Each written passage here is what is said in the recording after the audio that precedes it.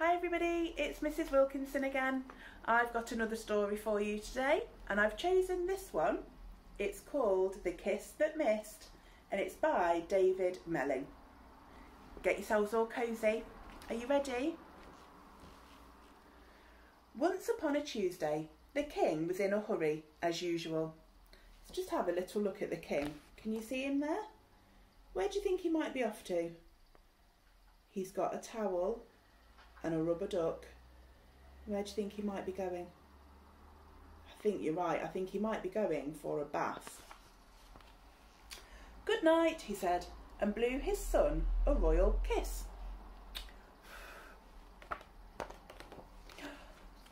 It missed. The young prince watched it rattle around the room and then bounce out of the window and into the night. Can you see it's gone straight out the window? The prince told the queen told the king, and the king had a quick word with his loyal knight. Follow that kiss, he squawked. The knight mounted his horse. Eventually, can you see that? It's taken the knight quite a long time to get onto his horse, hasn't it? But it is tricky getting on a horse. They galloped off in hot pursuit until they came to the wild wood. Wild creatures with wild eyes, too much hair and very bad manners lived there. It was dark, it was smelly, it was...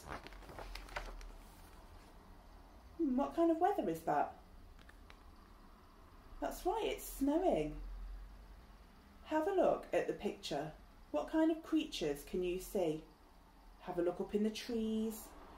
Have a look on the ground. What can you see? Because they were not alone.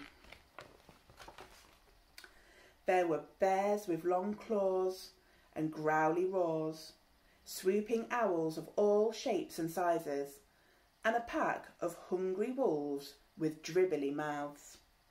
Eek! Squeaked the knight, and then suddenly, with a sparkle, the royal kiss came floating by and in turn said good night to everyone. Bears stopped being growly, owls stopped being swoopy, wolves stopped being dribbly, and before you could say big hairy toes, they all settled down for a good night's sleep. Can you see how the royal kiss has gone round all the creatures? And it's kissed them all to sleep, look. They're all getting ready to go to bed. So the knight and his faithful horse sat down on a wrinkly old trunk to rest. The wrinkly old tree trunk twitched and slowly rose into the air, above the woods and into the clouds. Oh dear, I don't think that is a tree trunk, is it? What kind of creature do you think it is?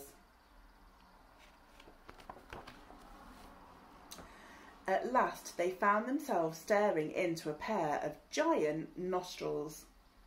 The dragon, with "this lot would be nice for breakfast" eyes, leered greedily at them.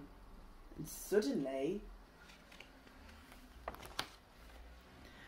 with a sparkle, the royal kiss came floating by and flew right up the dragon's nose.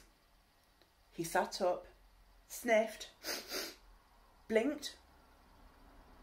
Slowly he opened his mouth, took a deep breath and, achoo, sneezed. Hang on, he said as they tumbled through the trees. Come back, he puffed as he lumbered after them. I want to pick you up and... Oh dear, what do you think he's going to do? Kiss you good night. Oh, so he's not a mean dragon, he's a very friendly dragon. Slowly, they all made their way back to the castle. That night, the prince was happy, the queen was happy, and the king promised to stop always being in a hurry. Well, they do all look happy now, don't they?